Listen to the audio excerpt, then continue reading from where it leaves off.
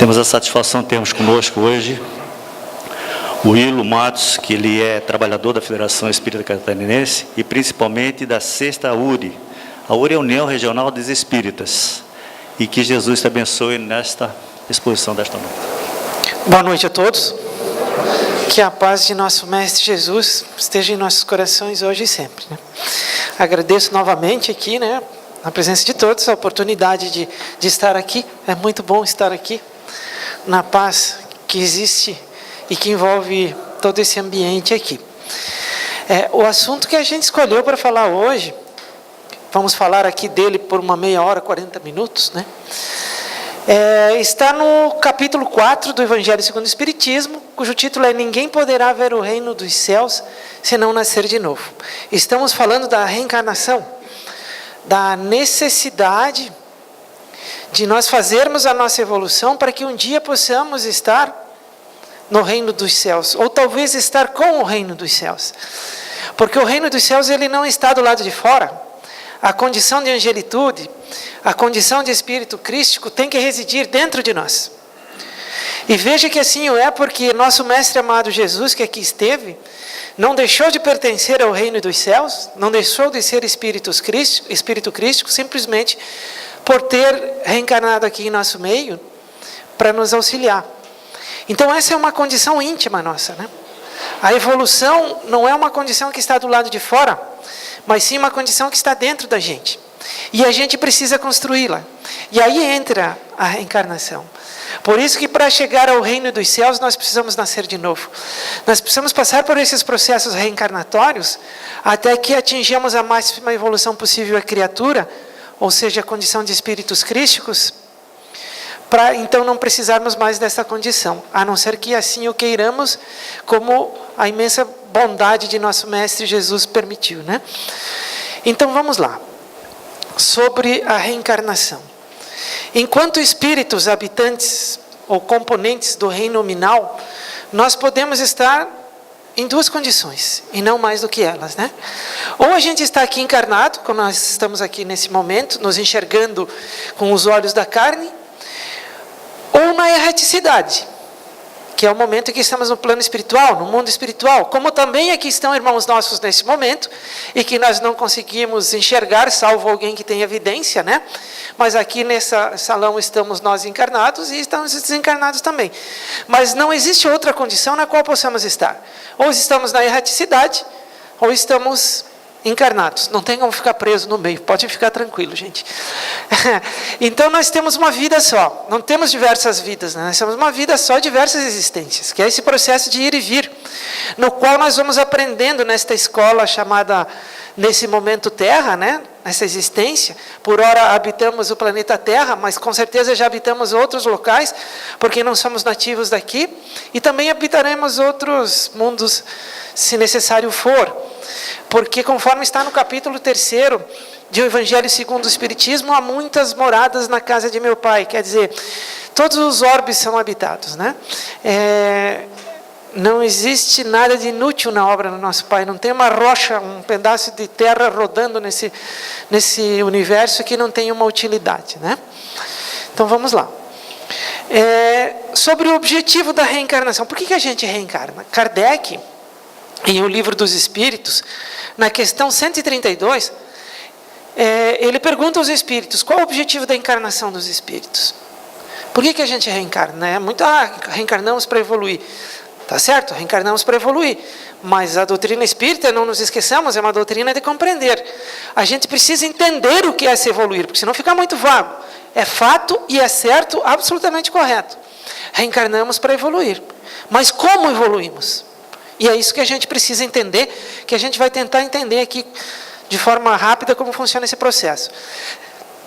Os espíritos respondem a Kardec: Deus lhes impõe a encarnação com o fim de fazê-los chegar à perfeição. Para uns é expiação, para outros missão. Mas para alcançarem essa perfeição, tem que sofrer todas as vicissitudes da existência corporal.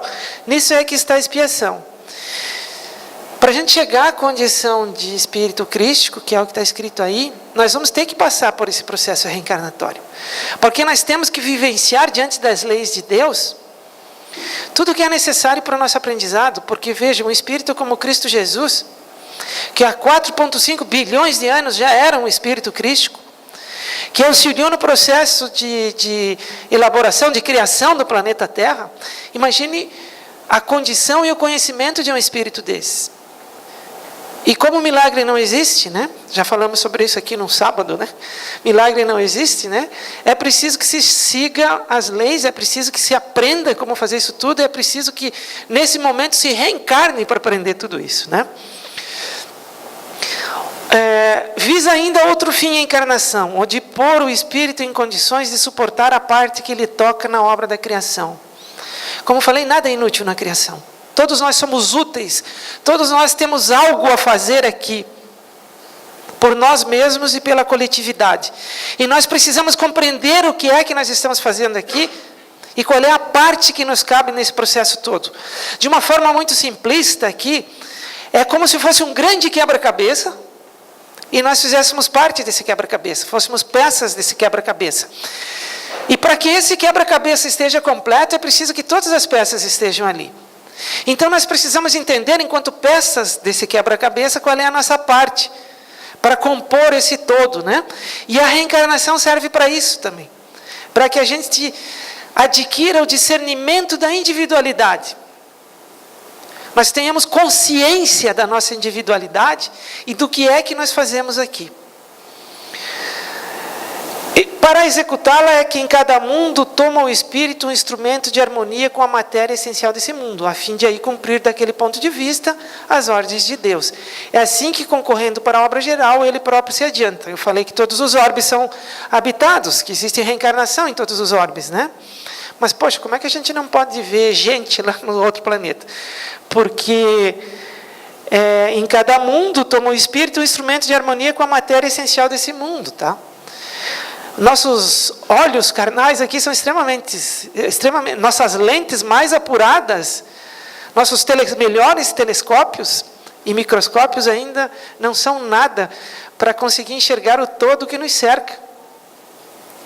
Nossa capacidade visual vai praticamente do vermelho ao azul. O que é infravermelho a gente já não enxerga, o que está abaixo do vermelho, o que é ultravioleta os olhos também não percebem. A audição é a mesma coisa. Então seria muita presunção de nossa parte achar que estamos preparados para ver tudo, né? Então existe reencarnação em todos os orbes.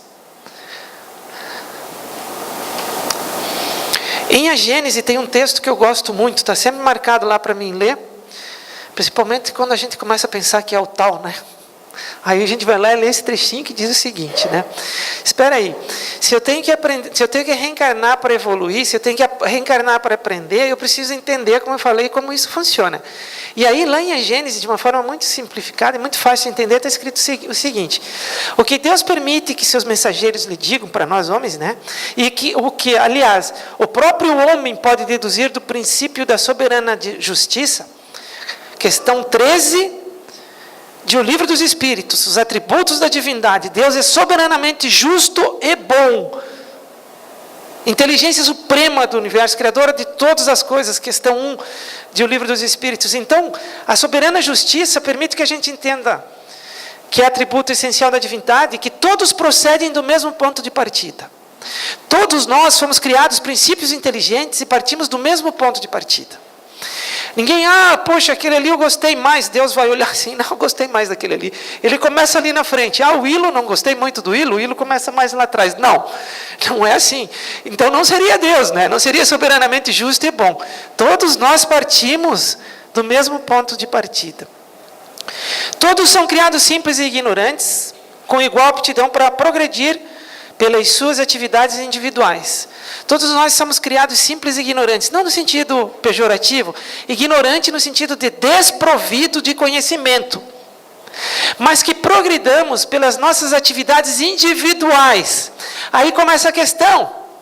Eu reencarno porque eu preciso desenvolver as minhas atividades, as minhas habilidades individuais, porque ninguém pode fazer a minha evolução.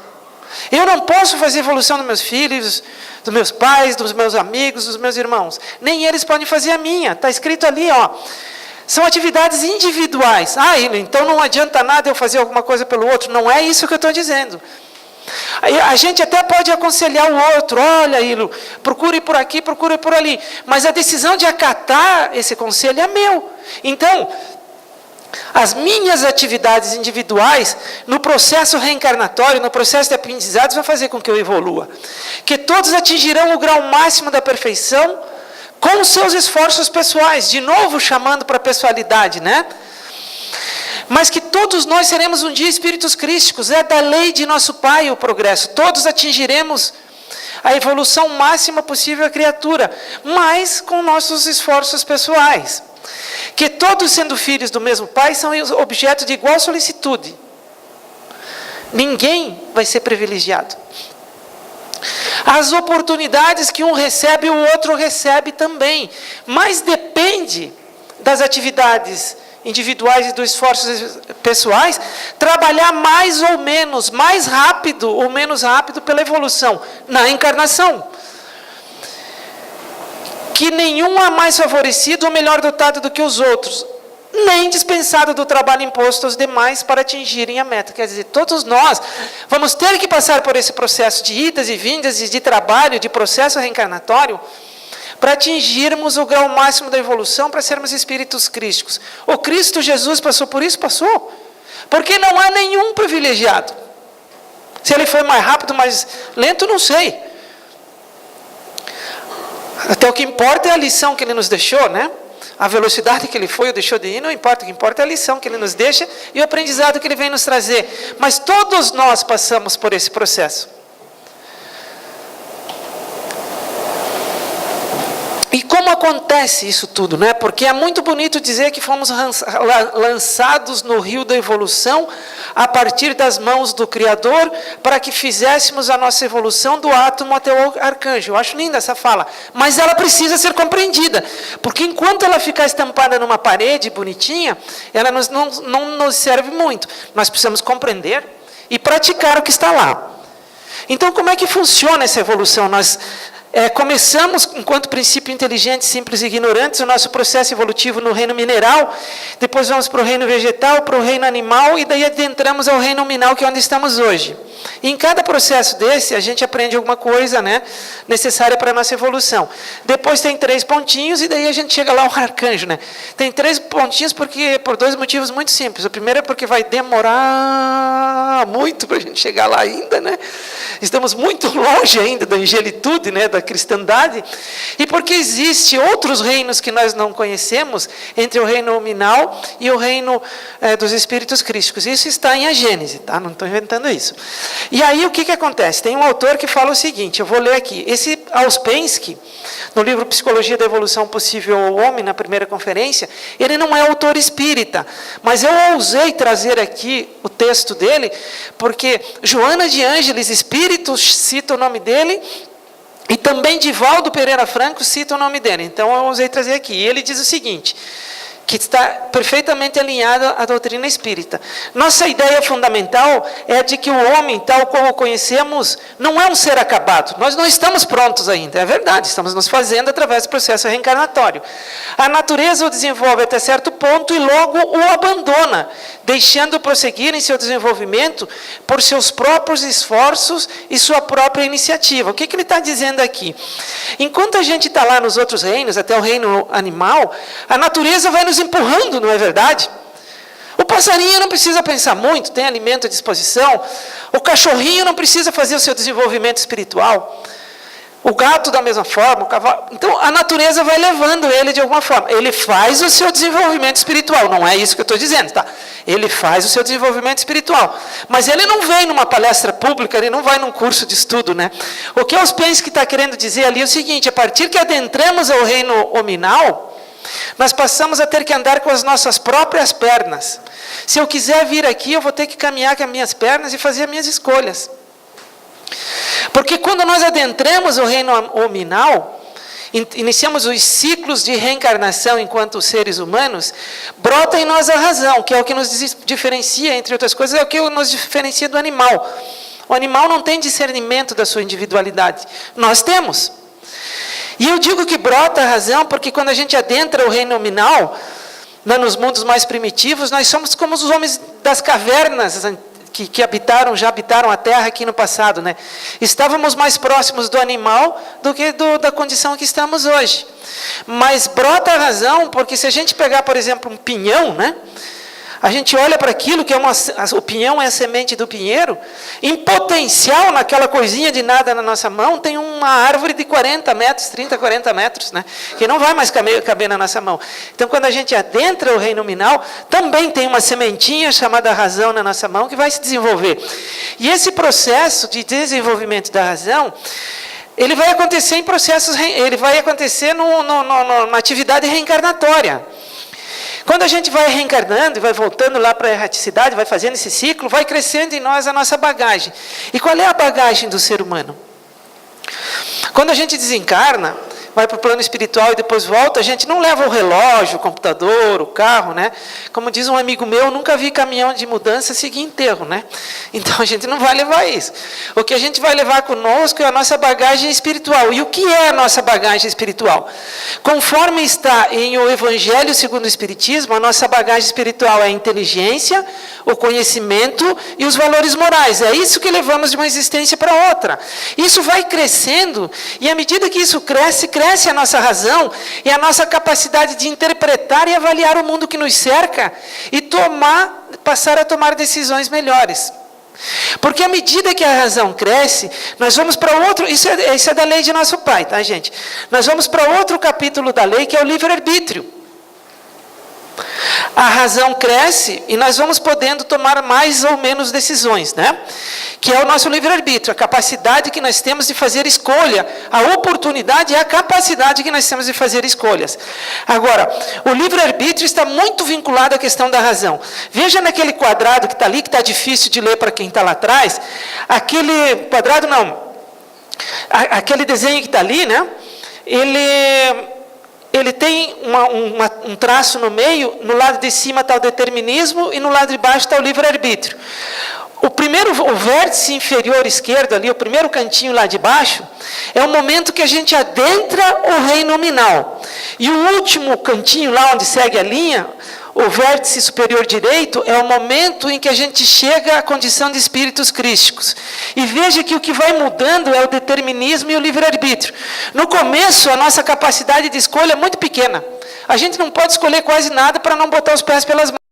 Mas na condição de espíritos crísticos, o determinismo acaba e nós passamos a ser todo livre-arbítrio. Podemos fazer as escolhas que quisermos, porque teremos então adquirido a razão plena. Não agora. Agora a gente está mais para o começo do risco ali do que para o fim, né? Então, as escolhas que a gente faz nos submetem a um outro capítulo da lei, que é a lei de ação e reação, ou causa e efeito. A lei de ação e reação, eu brinco que ela é fria e inexorável, né? Porque o que acontece na lei de ação e reação? Ela vai acontecer de acordo com os nossos atos. Não tem como a gente chegar lá em casa agora, plantar uma semente de laranja no vasinho lá e querer que dê abacate, né? Não tem como. Plantou laranja, vai crescer laranja e acabou. Não tem como plantar espinho e querer que dê flor, e nem plantar flor e querer que dê espinho. Então, eu sou fruto das minhas escolhas. Nós somos frutos das nossas escolhas. E essas escolhas foram feitas aqui, enquanto fizemos uso do nosso livre-arbítrio. Então, espera aí. Se ação e reação é determinante, né? Então, como é que pode? Então, eu sou um fantoche, não posso fazer escolhas? Não, eu posso. Só que onde é que eu faço as minhas escolhas? Enquanto reencarnado, eu faço minhas escolhas, ou no plano espiritual também, aqui no livre-arbítrio. Mas depois que eu fizer a escolha, depois que a flecha for lançada, ela não volta mais para o arco. Palavra dita e flecha lançada não retornam mais à origem, né? Então, o que acontece? A bolinha de exemplo está ainda aqui, para quem estava na primeira etapa vai lembrar. Aqui, ó, a bolinha está na minha mão. A decisão de abrir a mão ou não é minha, certo? Se eu decidir ficar com a mão fechada, a bolinha vai ficar aqui. Mas se eu decidir abrir a mão, a bolinha vai cair. E não tem como deter a queda da bolinha. Ela vai cair a 9,8 metros por segundo ao quadrado, que é a atração da gravidade, e acabou. Então, a decisão eu tomei aqui. depois que eu tomei a decisão, a coisa aconteceu. E é assim que acontece. Eu tomo a decisão e ação e reação vai acontecer. E veja, a nossa liberdade de escolha ela é limitada porque nós somos que nem crianças espirituais ainda, né? Nossa razão é muito pequena. Eu dei o exemplo há pouco. A gente tem lá em casa uma criancinha de 2, 3 anos, vamos supor, né? Tem um filho, um neto, um amigo, alguma coisa lá que tem uma criancinha de 2, 3 anos. Aí tem uma baita escada na nossa casa, lá dos 20, 30 degraus. O que a gente vai fazer? A gente vai botar uma cerquinha, porque se a gente não botar essa cerquinha, a criança não tem a mínima noção de que ela pode cair, se machucar e até desencarnar. Então a gente põe a cerquinha para ela não cair, né?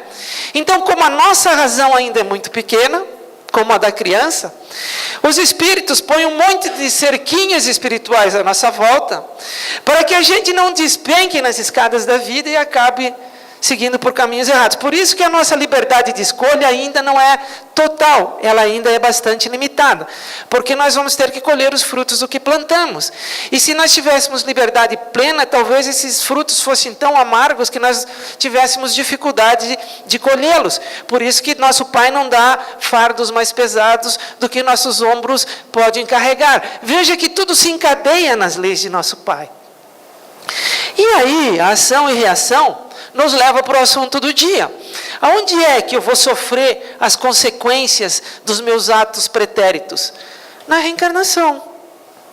Aqui, mediante as leis de nosso Pai, nós vamos trabalhar, melhorar aquilo que precisa ser melhorado e potencializar aquilo que já temos de bom no processo reencarnatório.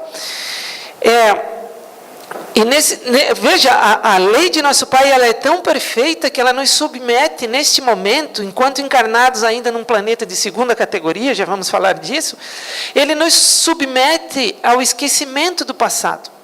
E por que isso? Veja que a lei é tão perfeita que nesse momento, como nós não conseguimos na nossa reencarnação trabalhar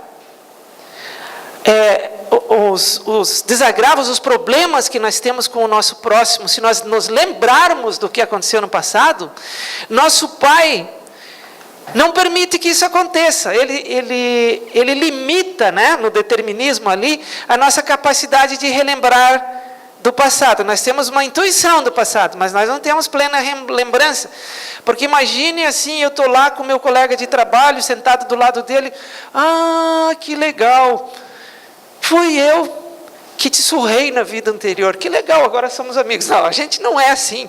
Por mais que a gente diga que é assim, na hora do vamos ver, a gente sabe que a gente reage negativamente. Então essa lei que é perfeita de nosso Pai, não permite que essas lembranças venham à tona de forma clara, para que a gente na reencarnação, que é o palco do bom combate, tenhamos a oportunidade de resgatar essas faltas do passado, percebe?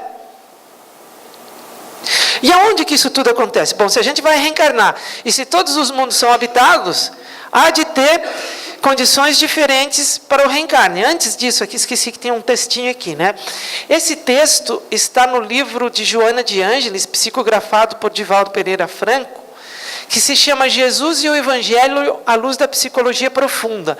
Está no subtítulo Renascimento. E Joana escreve o seguinte: no processo de crescimento moral, através da reencarnação, veja, o processo de crescimento moral acontece através da reencarnação.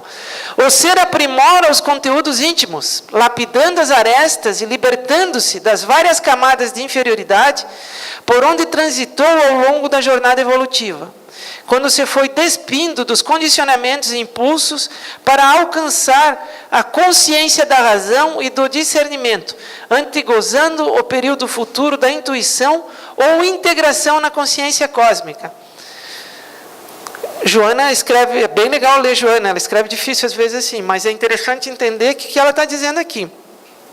Para o aprimoramento moral, nós vamos ter que passar por esse processo reencarnatório, não tem como ser diferente, né? Então vamos em frente aqui. Mas aonde reencarnamos? Porque a reencarnação ela serve para aprendizado.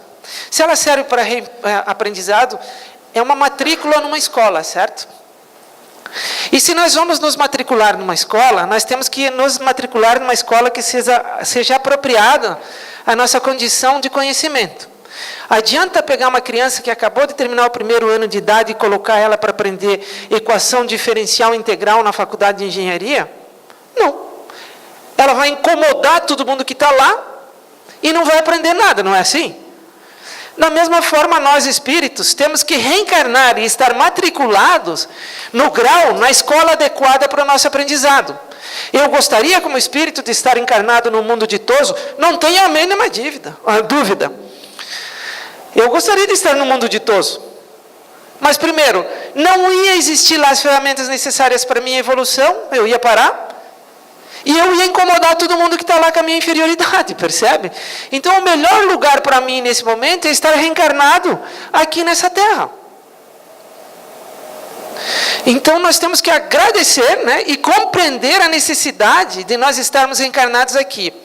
Inclusive, quando a gente vê essas barbaridades que acontecem por aí, compreender que elas fazem parte do nosso aprendizado. De duas umas. Ou admitimos que faz parte do nosso aprendizado e trabalhamos para mudar isso tudo que está aí, mas mudar à luz dos ensinos do Cristo Jesus, sem violência. Ou admitimos que Deus é injusto. Concordam comigo? Ou Deus é injusto, ou tudo que está aí para que a gente faça a mudança. Então nós precisamos nos despir da raiva e do ódio que gera às vezes as condições que a gente vê por aí, porque vocês já vão entender por que isso acontece, e começar a trabalhar da forma que o Cristo Jesus fazia. Quando Pedro sacou a espada da bainha e cortou a orelha do guarda lá, o que o Cristo disse? Pedro, e bainha é tua espada.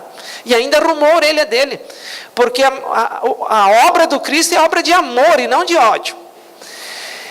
Então, os mundos, Kardec dividiu em 5 categorias diferentes, de forma didática, disse ele no livro, porque não existe uma fronteira estabelecida entre um e outro, né? Nós não anoitecemos mundo de provas e expiações e amanhecemos mundo de regeneração. Há todo um processo de construção disso, até porque a gente viu que toda evolução depende do nosso trabalho. Então, nós vamos ter que construir um mundo de regeneração. Ele não vai cair no nosso colo pronto. Então, são 5 as categorias de mundos habitáveis, né? Habitados.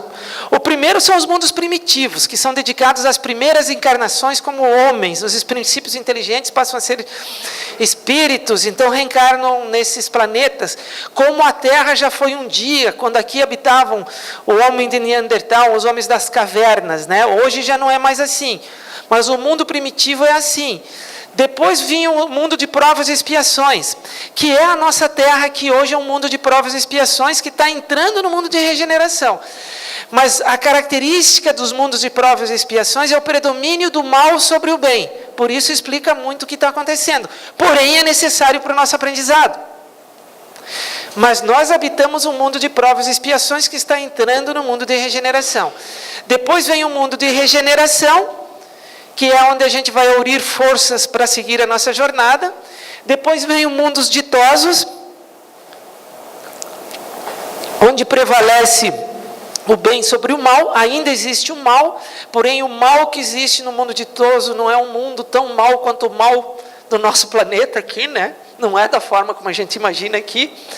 E depois vem os mundos celestes ou divinos, onde é o predomínio absoluto do bem. E veja, interessante, até vou citar aqui a título de ilustração, que quando eu pensava nos mundos primitivos, eu imaginava que o silvícola, aquele índio que não esteve em contato com a civilização ainda lá no meio da floresta amazônica, ele seria um dos habitantes do mundo primitivo. E não é, não. A condição dele já é avançada demais para habitar um mundo primitivo. Então imaginemos nós como é esse mundo primitivo. É muito, assim, é uma condição muito mais dura do que a condição que vivem os nossos silvícolas lá no meio da selva amazônica, que não tiveram contato com a civilização ainda. Então, existe um crescer todo, né? Um crescimento todo para que a gente chegue na condição de um dia habitarmos os mundos celestes ou divinos. Para que todos saibam, né? Porque estamos ansiosos pelo mundo de regeneração, né? Não vai vir uma carruagem de fogo dos céus, né? com um monte de espírito com uma varinha mágica para transformar nós em habitantes do planeta de regeneração, não. Nós vamos ter que, está lá no texto da Gênesis, né? Nós vamos ter que fazer o nosso trabalho para ser habitante do mundo de regeneração, senão a gente vai ter que reencarnar em outro lugar. E para que todos saibam também, por informação de Bezerra de Menezes, o mundo de regeneração já começou, tá, gente? Nós já estamos na regeneração. Começou em 2010. Mas, pô, não mudou nada e nem vai mudar tão cedo. Porque quando passa das 11h59 para meia-noite e 1, vocês percebem alguma diferença? Dá um estalo na cabeça de vocês, opa, agora já é o dia seguinte? Não, né? É a mesma coisa, não vai dar um estalo, opa, agora estou na regeneração. A gente está no primeiro minuto do dia da regeneração e nós vamos ter que construir esse planeta para que ele seja o planeta com as características da regeneração. Não amanheceu ainda a nova era, está por amanhecer a nova era, fazendo uma paródia aqui do título do livro de Joana de Ângeles, né? De Manuel Flamengo de Miranda e Divaldo Pereira Franco. É lógico, né? Estamos na nova era, estamos começando, mas estamos começando a nova era. Nós já estamos na nova era. Mas nós estamos começando ela e vamos ter que trabalhar para construí-la. Porque ela não vai acontecer num passe de mágica, não vai ser milagrosa. Então vamos lá. Agora é o momento do vamos ver, né? Seguindo aqui no nosso assunto, né? Então, como a gente falou, a gente desenvolve a razão, vai para o livre-arbítrio, as cerquinhas das escadas vão sendo tiradas, a gente vai para ação e reação, sofrer as consequências boas e os sofrimentos fruto do nosso livre-arbítrio, e vai para a reencarnação. E a reencarnação ela serve para a gente reparar os nossos atos. Porque a gente comete, quando a gente tem o livre-arbítrio, a gente comete tanto atos bons quanto atos equivocados. Então a gente precisa fazer a modificação disso que a gente traz dentro de nós. Porque nós não vamos evoluir simplesmente automaticamente, porque isso era lá na época dos animais. Por isso que é os Ouspensky que diz que a natureza nos abandona e nós temos que andar com as nossas próprias pernas. Nós vamos ter que fazer o processo de modificação íntima daquilo que a gente tem conosco, para que a gente possa, então, começar a crescer, a ascender na escala evolutiva. E como é que isso acontece? Mudando o que nós temos intimamente, né? Porque nós temos um monte de coisas dentro da gente que precisam ser modificadas para que nós nos tornemos espíritos melhores e ascendamos na escala evolutiva. A única forma de crescermos na escala evolutiva é nos tornarmos melhores. E aí como é que isso acontece? Esse trecho que está ali, simplificado, está no livro O Céu e o Inferno, no Código Penal da Vida Futura, nos itens 16 e 17, né? Aquele gráficozinho que eu coloquei ali. A primeira etapa para que a gente modifique a nossa existência é o arrependimento. Porque veja, gente, enquanto eu não me arrependo dos meus atos, eu vou mudar? Não, né? Se eu gosto de sensualidade, de pornografia, e eu acho que isso está certo, eu vou mudar? Não. Se eu gosto de falar da vida alheia, e acho que isso está certo. Aliás, espírita não fala mal da vida alheia, né? Ele tece comentários construtivos a fim de modificar o próximo. Então, se eu gosto de falar mal da vida alheia e não me arrependo disso, eu vou continuar fazendo. E assim por diante. Se eu gosto de bebida alcoólica, até o momento que, desculpem a gíria, mas cai a ficha, né? Que eu acordo e desperto para a realidade, aí eu me arrependo dos meus atos e entro no processo de eu querer fazer a minha modificação íntima. E esse arrependimento que está aqui, não é o arrependimento, não é a culpa tormentosa. A culpa tormentosa, ela é assim: poxa, eu fiz tanta coisa errada no passado, e eu não estou brincando, é verdade, todos nós fizemos, eu também fiz. Eu não devia nem estar aqui. Gente, eu vou embora, tá? Porque eu sou uma pessoa tão errada, eu não valho nada, eu realmente não sou nada. Eu vou me espremendo tanto, que eu entro num processo depressivo que pode me levar até o suicídio. Isso é a culpa tormentosa, que precisa ser tratada. Segundo Joana de Ângeles fala, no livro O Despertar do Espírito. E tem a culpa terapêutica, que é o arrependimento terapêutico. E é assim: fiz coisa errada? Fiz? Claro que fiz. Sou um habitante de um planeta de segunda categoria, de provas e expiações. Se já não tivesse mais nada para consertar dentro de mim, eu não estaria aqui. Então tenho coisas para consertar. fiz coisas erradas e tenho consciência que não devo repeti-las e que tenho que trabalhar intimamente para me modificar. Isso é o arrependimento terapêutico e a culpa terapêutica. Perceberam a diferença? Isso feito, eu tenho que entrar no... Bom, quando a gente se arrepende é só o primeiro passo, certo? Porque, me arrependi, está tudo resolvido? Não. Eu me arrependi, eu tenho que consertar aquilo que está estragado dentro de mim, que precisa ser ajeitado para que eu possa seguir no processo evolutivo. Sabe como é que chama isso? Isso chama expiação, que a gente tanto fala, expiação e prova, expiação e prova, expiação. Expiação é o processo de fazer essa modificação íntima, de melhorar esse conteúdo que eu trago e que todos nós trazemos dentro de nós, a nossa sombra, né? Feito a modificação íntima, nós vamos ser provados para ver se nós estamos prontos para seguir na nossa jornada. Se nós resolvemos, fomos provados e passamos, aí a gente está preparado para fechar o ciclo, que é fazer a reparação com o outro. Porque senão, eu faço mal a alguém. Por que eu fiz mal a alguém? Porque eu trazia dentro de mim essa semente de erva daninha que me levou a tentar prejudicar o próximo. Aí eu me arrependi, mas não modifiquei intimamente aquilo que me levou a prejudicar o próximo. Aí eu vou pedir desculpa para ele, daí ele diz assim, não te desculpo. Daí o que eu vou dizer para ele? Então vamos continuar brigando, porque aquilo que me fez brigar com ele não foi resolvido dentro de mim, percebem? Tem que fazer o ciclo todo. Aí aqui eu vou contar uma historinha. De novo, esqueci o nome do autor, tinha lembrado, esqueci.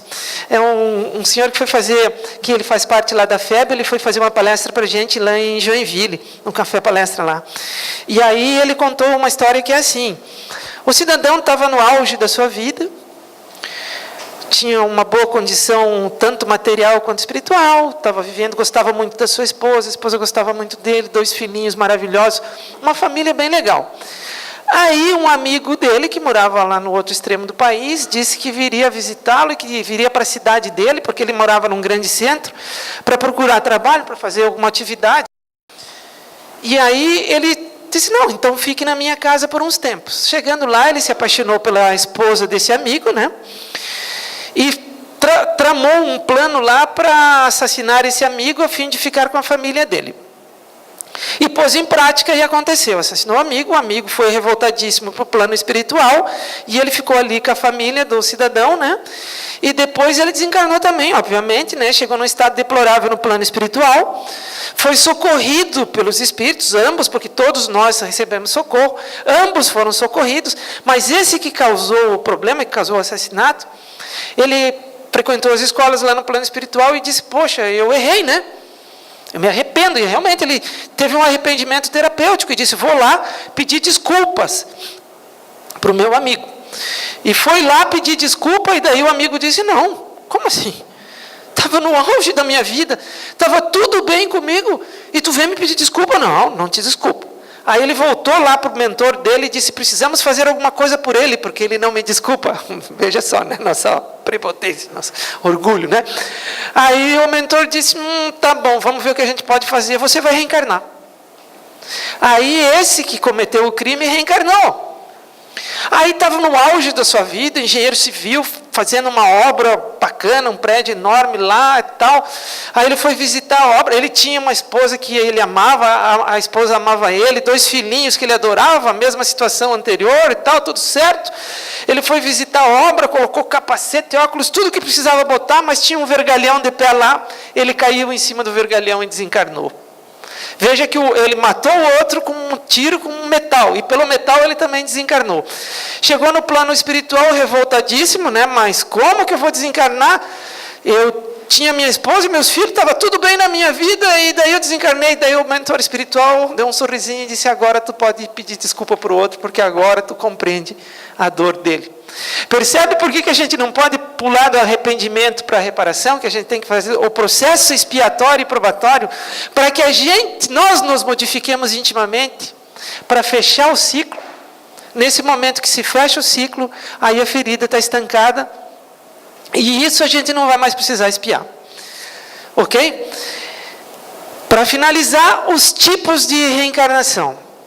Existem 3 tipos de reencarnação: a compulsória, a proposta e a livre. A compulsória, ela é dedicada aos espíritos que ainda estão muito atrasados, extremamente endurecidos e que têm muito pouco conhecimento das leis divinas. Aqueles espíritos bastante ignorantes. Ele não tem escolha nenhuma. Ele simplesmente vai, olha, os espíritos planejam, porque mesmo nessa condição ninguém está abandonado. Todos nós estamos amparados pelo anjo, pelo espírito protetor, pelo anjo da guarda, né? E pelos bons espíritos que planejam a nossa reencarnação. Mas ela é compulsória. E por que é que ela é compulsória? Porque diante do livre-arbítrio não dá para permitir que ele faça escolha, porque senão ele botaria os pés pelas mãos. Então ele vai ter um planejamento reencarnatório e ele vai ter que cumprir. Ah, que terrível isso. Pode até parecer terrível, gente. Mas enquanto ele tinha o livre-arbítrio, ele fez escolhas equivocadas. Depois que ele fez a escolha equivocada, aí ele vai ter que estar à mercê das leis de ação e reação para o seu aprendizado, e não para castigo. Porque veja que na condição daquele irmão que caiu em cima do vergalhão, foi para o seu aprendizado e não para o seu castigo. Porque daí ele compreendeu o ódio do outro, pelo que ele havia feito, né? Mas se ele não tivesse passado por aquilo, ele ia continuar achando que quem precisava de ajuda era o outro e não ele. Perceberam a diferença? Então a reencarnação compulsória, apesar de assistida e planejada, a pessoa que reencarna não tem muita escolha. A reencarnação proposta, ela não tem escolha livre, mas o espírito que vai reencarnar numa condição de reencarnação proposta, ele já tem alguma condição de escolha. Não plena, mas já tem alguma condição. Mas para que isso aconteça, ele já tem que ter se libertado das ilusões da vida. Porque senão, no momento de planejar, ele vai dizer, não, eu quero ganhar na Mega Sena, eu quero ter uma Ferrari, eu quero... Percebe? Mas como ele já rompeu com as ilusões da vida, e ele sabe que o progresso tem que ser espiritual, e que a matéria é mera ferramenta, agora o sangue de capinzal aqui está na veia aqui, né? É mera ferramenta de crescimento. Aí eu sou natural de Capinzal, lá no oeste do estado. E lá a gente fala com R só.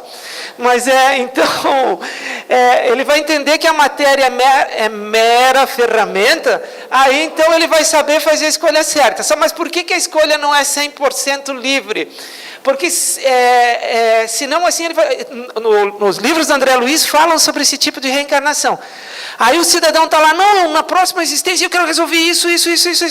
Aí os mentores falam, não, calma, porque se você tentar fazer tudo numa vez só, tu não vai fazer nada. Então vamos planejar direitinho, vamos resolver primeiro isso, depois aquilo, percebe? Então tem toda uma tratativa. E a reencarnação livre é aquela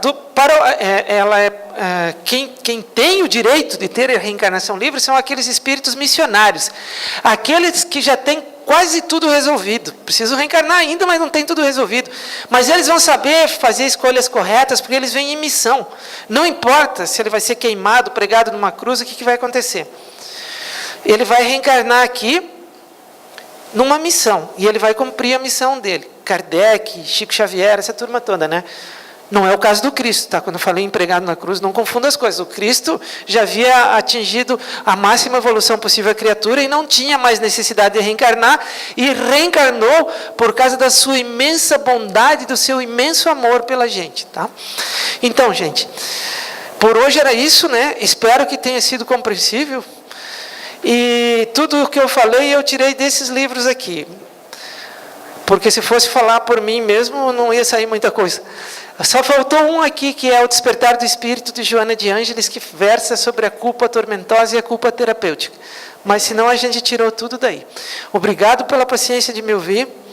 E roguemos a Deus, nosso Pai, e a Jesus, nosso Mestre querido, que esteja sempre conosco.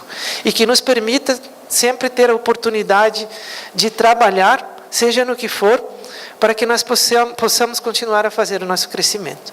E de nossa parte, que tenhamos a coragem de enfrentar a nossa sombra, que tenhamos a coragem de enfrentar aquilo que trazemos dentro de nós, a fim de fazer o nosso crescimento. Obrigado, gente. A jato, né?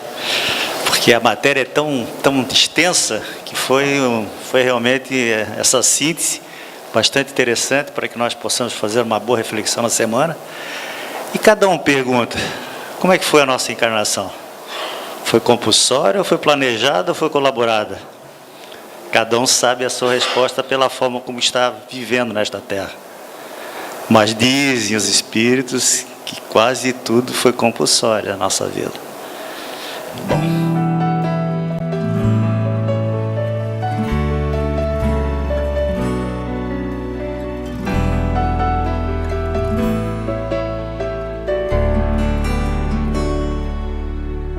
Se a gente seguisse o seu caminho, seria feliz. Se a gente ouvisse os seus conselhos, seria feliz. Se fosse manso como ele, seria feliz. Tinha mais coragem e determinação pra mudar. Se a gente compreendesse mais o que ele deixou, seria caridade e paz, amando o amor. Não ia mais ficar chorando, nem se lamentar. Quem seguir o seu exemplo vai se iluminar.